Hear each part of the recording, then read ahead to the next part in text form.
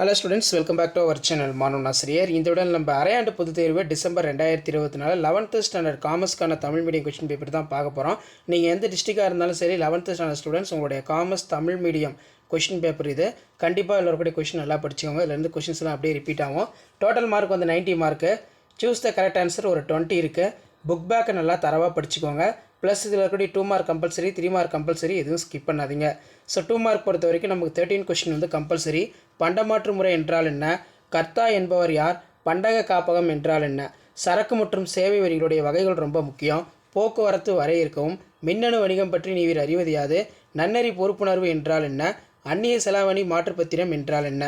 அதே மாதிரி இதில் நமக்கு கம்பல்சரின்னு பார்க்கும்போது 30வது கொஸ்டின், ஆசிய மக்களின் நலனை மேம்படுத்துவதற்காக தொடங்கப்பட்ட கூட்டமைப்பு எது? எப்போது தொடங்கப்பட்டது? அதே மாதிரி எவையேனும் 7 வினாக்களுக்கு விடையளிக்கும். வினா எண் 40 கட்டாயமாக விடையளிக்கும். 7 × 3 21. மொத்த வியாபாரம் என்றால் என்ன? தனியார் வணிகத்தின் ஏதேனும் 3 பண்புகளை விவரிக்கவும். பன்னாட்டு வணிகத்தின் வரையறைகள் யாவை?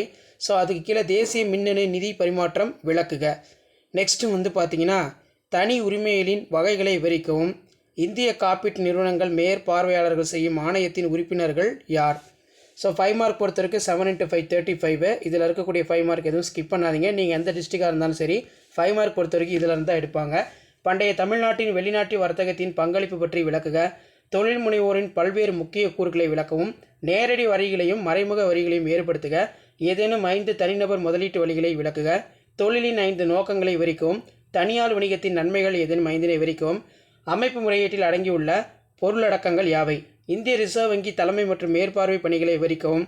பண்டக காப்பகங்களின் பணிகளில் ஏதேனும் 5 விவரிக்கவும். சட்டப்படி செல்லக்கூடிய ஒப்பந்தம் ஒன்றின் இன்றியமையாத கூறுகள் யாவை? செலுத்துதல் சமநிலையின் சிறப்பம்சங்கள் யாவை? நில போக்குவரத்தின் ஏதேனும் 5 வகைகளை விளக்கு. உள்நாட்டு வியாபாரத்தின் இயல்புகள் யாவை? கூட்டுறவு சங்கத்தின் நன்மைகள் யாவை? ஸோ கண்டிப்பாக இந்த கொஸ்டின் பேப்பர் கொஸ்டின் எதுவும் ஸ்கிப் பண்ணாதீங்க. இதான் 11th standard commerce common half yearly examination December 2024 Tamil medium question paper. Share பண்ணுங்கள், சப்ஸ்கிரைப் பண்ணுங்கள். தேங்க்யூ.